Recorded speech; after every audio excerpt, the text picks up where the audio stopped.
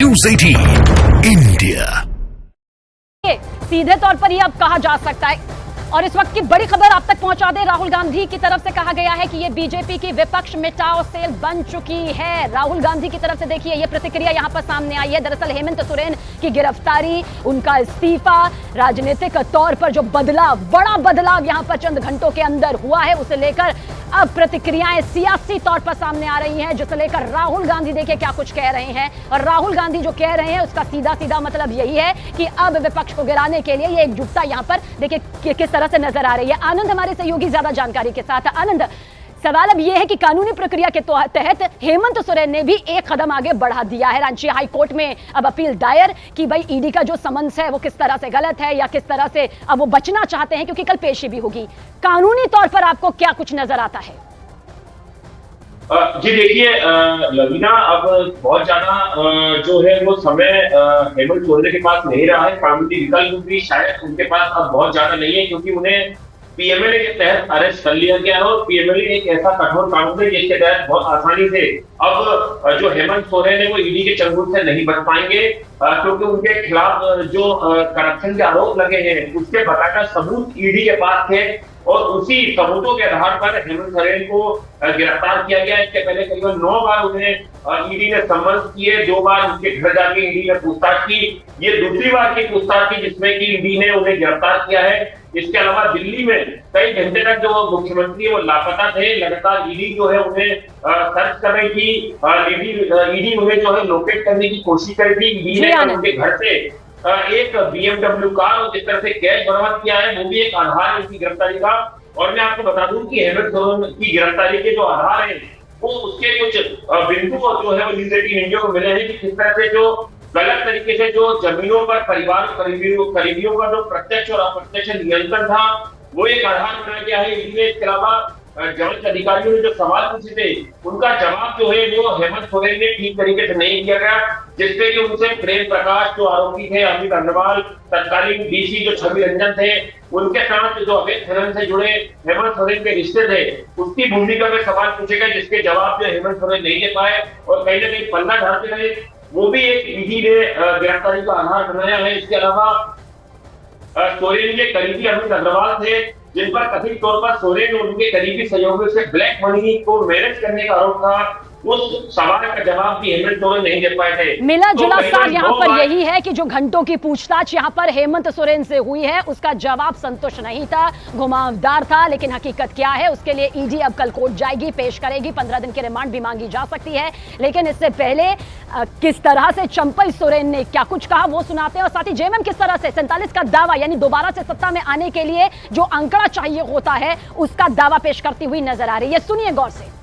ने अपने पद से इस्तीफा दिए हैं और हम लोगों ने जो है महामहिम राज्यपाल महोदय को अपना दावा पेश किए हैं।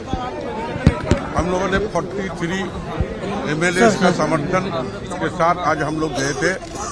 उसमें हमारा झारखंड कांग्रेस पार्टी से लेकर झारखंड मुक्ति मोर्चा आज भी लेफ्ट सारे लोग हम लोग मिलकर गए थे और हमारे पास 47 जो है MLA हमारा साथ आज है। उसमें 43 और एक हमारे स्पीकर साहब उसका भी समर्थन आप लोग जानते होंगे पार्टी से। जी हेमंत सोरेन इस्तीफा दिए हैं और हम लोगों ने नई सरकार बनाने के लिए दावा पेश किया। चंपई सोरेन जी माननीय मुख्यमंत्री रहेंगे। जी समय नहीं दिया है, उन्होंने बोला कि हम देखेंगे, आपको समय देंगे। आज कहीं समय मांगा था आप लोगों ने शपथ ग्रहण के लिए? नहीं, शपथ करने का कोई समय नहीं मांगे थे। हम लोग सिर्फ इतना ही बोले थे कि हमारा दावा सही है और हम लोग को बुलाया जाए। हम लोग आपको कहाँ भी बोले, हम लोग आज भी मेरे साथ जो है 43 विधायक है वो लोग भी चाहते हैं कि हम लोग वहाँ पर परेड करें, लेकिन उन्होंने मना किया है कि नहीं, आप लोग दावा पेश किए हैं,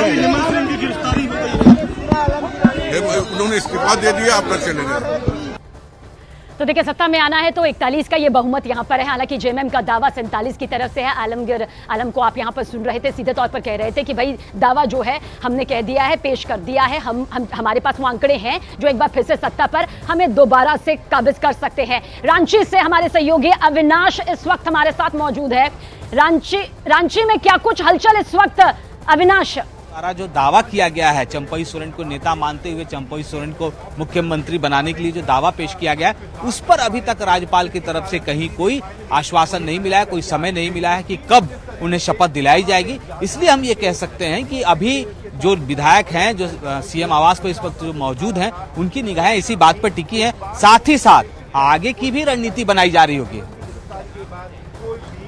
देखिए, समझिए, संवैधानिक प्रक्रिया यही कहती है कि दावा पेश करने से कुछ नहीं होगा, उसे साबित भी करना होगा कि बहुमत का जो आंकड़ा है वो अब भी आपके पास में है। जो संवैधानिक प्रक्रिया यहां पर सामने आई वो इस वक्त आपके सामने है, जहां पर हेमंत सोरेन अपना इस्तीफा सौंपते हैं और उसके बाद देखिए चंपई सोरेन जो हैं वो विधायक दल के नेता चुने जाते हैं और यानी कि मुख्यमंत्री जो हैं वो अब उनकी तरफ से दावा यहां पर 47 का पेश किया जा रहा है जेएमएम की तरफ से। चंद्रमोहन हमारे सहयोगी ज्यादा जानकारी के साथ है। चंद्रमोहन, यहां पर हम अभी अपने सहयोगी आनंद तिवारी से कानूनी प्रक्रिया को समझ रहे थे कि क्या कुछ कानूनी प्रक्रिया कल देखने को मिल सकती है सुबह 10:30 बजे भी, क्योंकि हेमंत सोरेन ने ईडी के समन्स के खिलाफ यहां पर अपील जो की है वो भी खबर बड़ी निकलकर सामने आई है।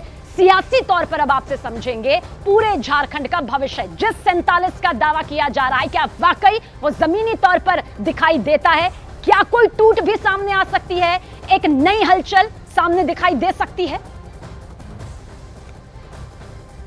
देखिए, सबसे अहम बात यह है कि झारखंड में अभी कोई सरकार नहीं है। मुख्यमंत्री हुआ करते थे हेमंत सोरेन, जो अपूर्व हो चुके हैं और अभी नए सरकार की शपथ ग्रहण नहीं हुई है, तो साफ तौर पर समझा जा सकता है कि झारखंड में अभी कोई सरकार नहीं है। भले ही जेएमएम और गठबंधन के तरफ से अपना दावा पेश कर दिया गया है 47 विधायकों का, लेकिन राज्यपाल के तरफ से अभी तक उनको वक्त नहीं दिया गया है कि वो कब पहुंचे। हो सकता है कि अगर परेड कराने की जरूरत पड़ी विधायकों की तो वो पहुंचे, लेकिन क्या गारंटी है कि हेमंत सोरेन के हटने के बाद उनकी पार्टी एकमत रहे? क्योंकि जब दूसरे मुख्यमंत्री की बात सामने आई थी, कल्पना सोरेन की बात सामने आई थी, तो सभी लोग सहमत नहीं हुए और यही वजह है कि यह कहा जा सकता है कि कोई जरूरी नहीं है कि जो विधायक अभी मुख्यमंत्री आवास में मौजूद हैं वो आगे उनके साथ खड़े रहे, क्योंकि अब हेमंत सोरेन सीन से गायब हो चुके हैं और उनके परिवार में सिर्फ कल्पना सोरेन है जो आगे बढ़ सकती हैं। सीता सोरेन खुद नाराज चल रही हैं, तो परिवार खुद ही दो भागों में बटा हुआ है। ये आपने बिल्कुल सही कहा कि देखिए, झारखंड में अभी कोई सरकार यहाँ पर नहीं है। भले ही जेएमएम ने मुख्यमंत्री के तौर पर चंपई सोरेन के नाम पर मुहर लगा दी है बिना किसी विरोध के, लेकिन जब तक शपथ ग्रहण समारोह नहीं होगा, जब तक वक्त नहीं दिया जाएगा शपथ ग्रहण का, जब तक वो 47 का आंकड़ा जिसका दावा किया जा रहा है वो राजनीतिक सियासी तौर पर जमीन पर नहीं उतरेगा, तब तक ये बात यहाँ पर पूरी तरह से सामने नहीं आएगी कि झारखंड में अब नई सत्ता आखिर किसके हाथों में है। लेकिन इस बीच जमीन घोटाला मामला आखिर क्या है जिसके चलते हेमंत सोरेन की कुर्सी यहाँ पर चली गई? दरअसल टेंडर घोटाले का ये पूरा पर्दाफाश यहां पर हुआ था जब ये पूरा मामला निकलकर सामने आया था कि कितने बड़े स्तर पर ये घोटाला हुआ है। अवैध खनन सामने यहां पर आया था जिसका सीधा सीधा आरोप हेमंत सोरेन की सरकार पर लगा था, हेमंत सोरेन पर यहां पर लगा था, जिसे लेकर तब भी सियासी तौर पर खूब बवाल मचा था। और जमीन घोटाले की फाइल जैसे ही खुलने लगी, जैसे ही एक के बाद एक सच्चाई सामने आई, तो बड़े पर्देफाश लगातार यहां पर होने लगे और कानूनी प्रक्रिया शुरू हो गई। मनी लॉन्ड्रिंग का एक बड़ा काला चिट्ठा जो है वो यहां पर खुलने लगा। ये पूरा काला खेल यहां पर सामने आ गया और शिकंजा यहां पर हेमंत सोरेन पर कसता चला गया। बचते जरूर चले गए,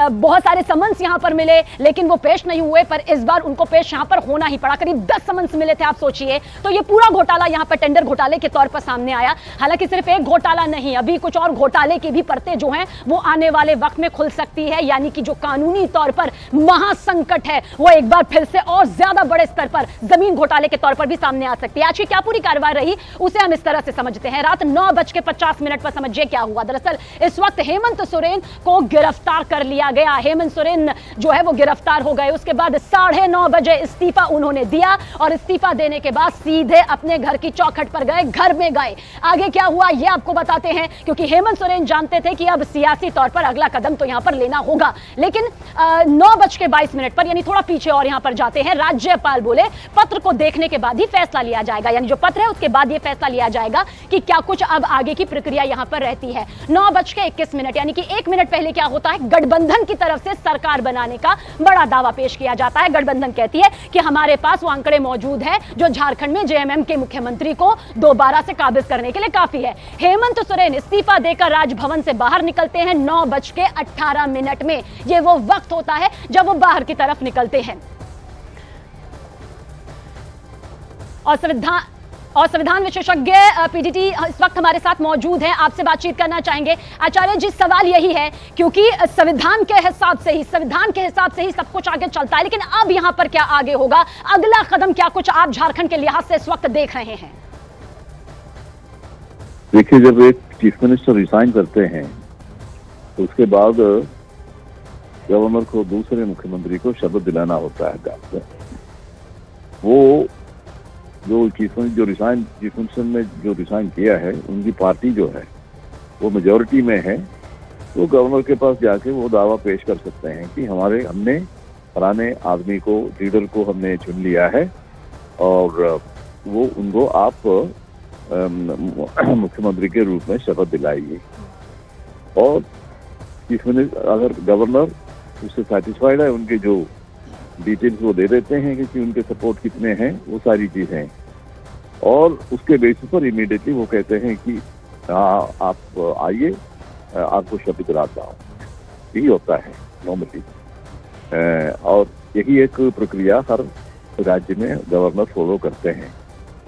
तो यहाँ भी, झारखंड में भी तो वही होगा। इन्होंने, जहाँ तक मैंने सुना है कि वहाँ पर वो जो जेएमएम पार्टी ने दूसरे किसी लीडर को चुना है जी, चंपई सोरेन जी, उनको यहाँ पर चुना गया है अब मुख्यमंत्री के तौर पर। बहुत बहुत शुक्रिया हमसे बातचीत करने के लिए। तो आप संविधान विशेषज्ञ जो बता रहे थे कि अब संवैधानिक तौर पर अगला कदम क्या कुछ यहाँ पर होगा।